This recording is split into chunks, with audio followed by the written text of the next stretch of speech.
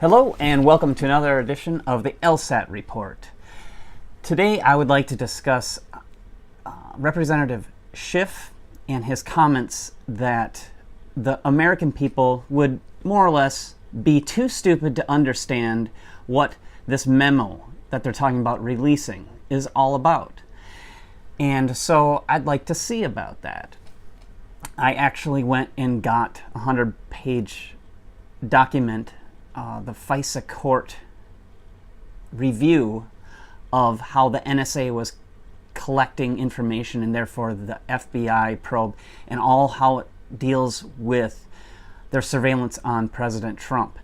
This all started back and has been quoted as one of the #1 lies of Donald Trump when he said that there was wiretapping that happened. This was right before his inauguration, and it was in the New York Times.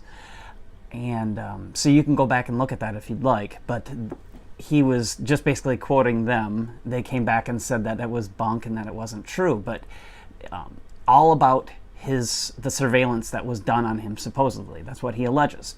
And so what I've done is I went and got the 99-page memo. I downloaded it and I read it and looked over it. And there was a few points that I'd like to go over that I thought were interesting, that if you haven't been following or have been getting information that hasn't been complete, this might fill in the gaps. So the first thing I wanted to cover was something that happened just prior to Obama leaving office. Is he kind of changed the rules. He made an executive order, number 12333. Go check it out. But in summation, what he did is he allowed information that was gotten by the NSA to be disseminated to all the other agencies. And it also made some changes in how they were sharing that information. Typically, the NSA gets the information, they look through it, and then in order to protect the innocent, they take out any information called minimization of anybody that's not really part of the main investigation, that these people would have to get a warrant on in order to do any electronic surveillance, whether it be through email, text messages, phone conversations, any type of computer communications. It doesn't really matter. They can get it all. Obviously, we're supposed to have rule of law. Now, Obama claims that this was in order to make sure that information wasn't misused.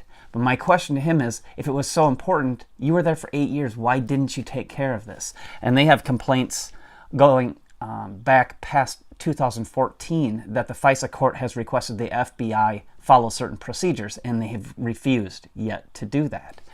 A couple of the key things, and what I really want to say, my main point to this whole thing is this, that we should all be concerned.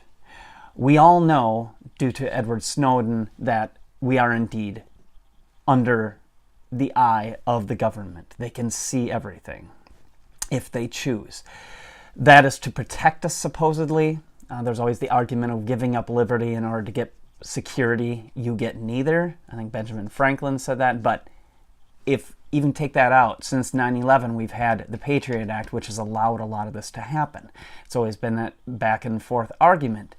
My big concern is, if we have this intelligence system in place to protect us, what happens if it isn't just well-meaning individuals that are running it?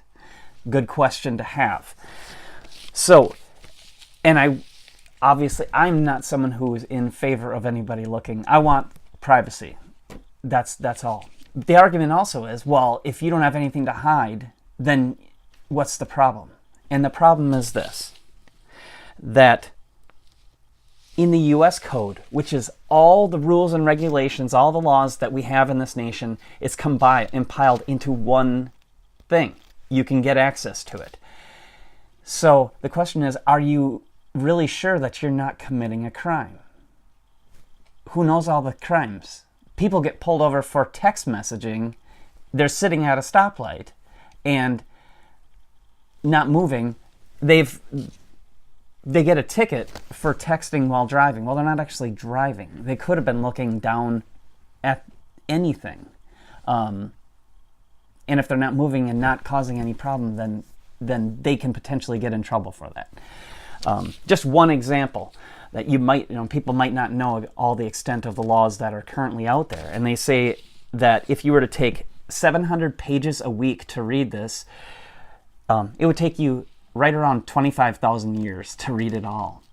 And who knows all the regulations that are involved in doing your taxes? How many times do people get dinged on that? It's things that well-meaning people that just got in trouble for it. Just examples of you don't know what's necessarily a law. And there's been studies done by professors saying that people per week commit 3 felonies. There's articles, you can look them up. Kind of interesting things. So to carry on here, though, who knows if you have anything? And most of what is going on with this memo that's supposed to be voted on by the House Intelligence Committee this evening at 5 o'clock Eastern Time is going to be dealing with how the NSA and the FBI conducted themselves in regard to the Trump investigation, Russian collusion. And if you've been following it all the things involving the dossier, which has been proven to be false, that's tied to the DNC, Hillary Clinton, GPS Foundation, or not foundation, but organization, and how it was basically bunk that was used in order to get the warrant in the first place.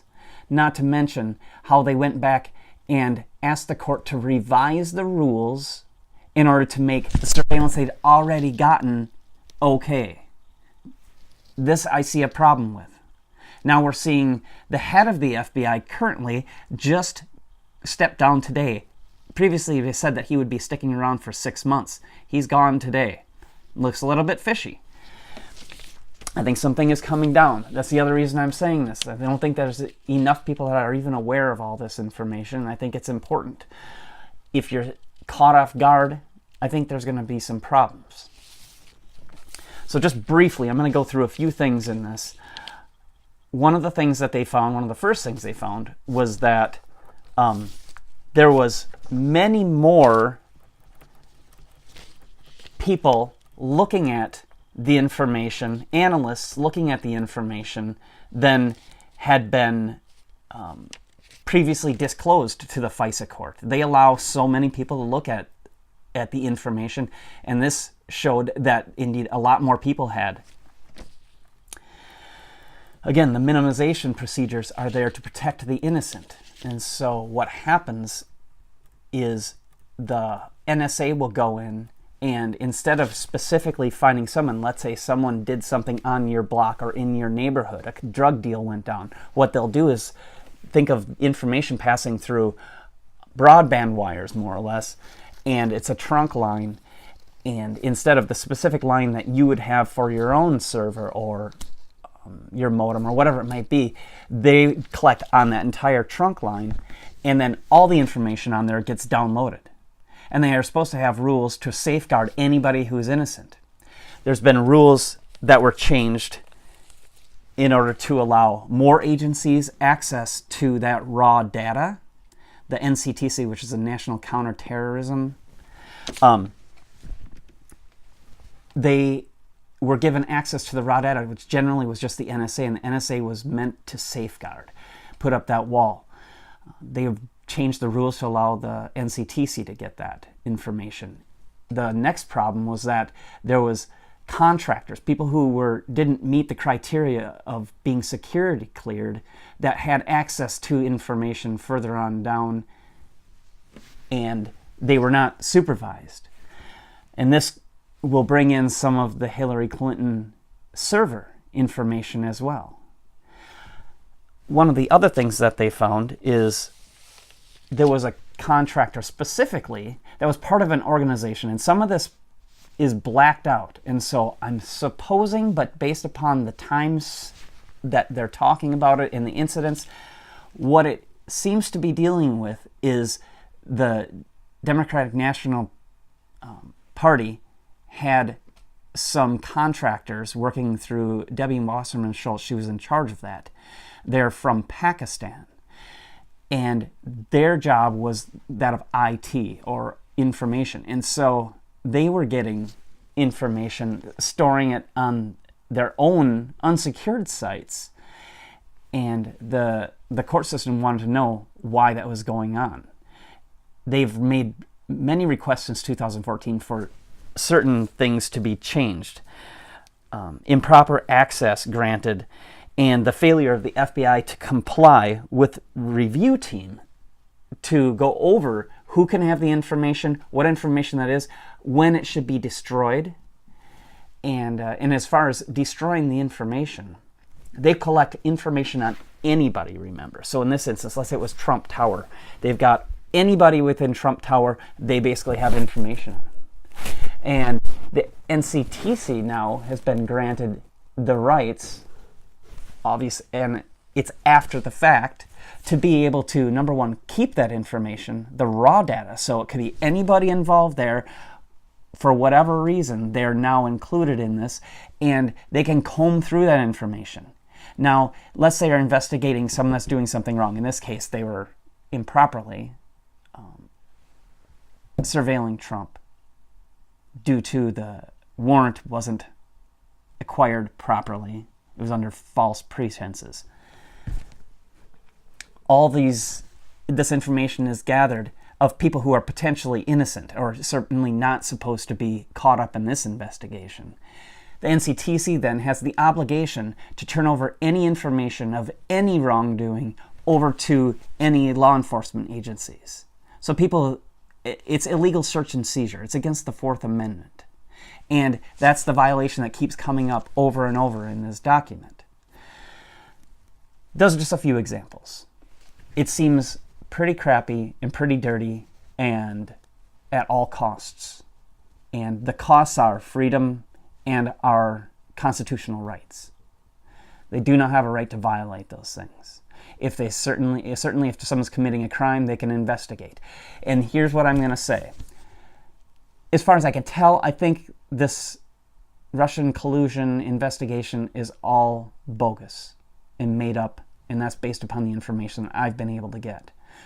But even if it was true, and this is where we all need to be concerned, even if it is true, the problem here is everything we know for sure involved that fake dossier. And so what it does is it makes everything fruit of the forbidden tree. Anything that they might find, they are not going to be able to enforce. And so whether you like Trump or not, the problem here is you've got our number one law enforcement agency in the country, and the CIA is involved in this, and the NSA, they're all involved. They're our top. And they either on purpose, which is what I think it is, or even by accident, these are the top of their profession, and they screwed up from the very beginning. So the last thing I want is to replace someone I thought was not a good president, and more than likely I thought had some corruption going on. That's to put it nicely. I don't want to replace that with someone else who's crooked as well. And so that's my stance on it. I'm ready for the rule of law to be applied to everybody fairly.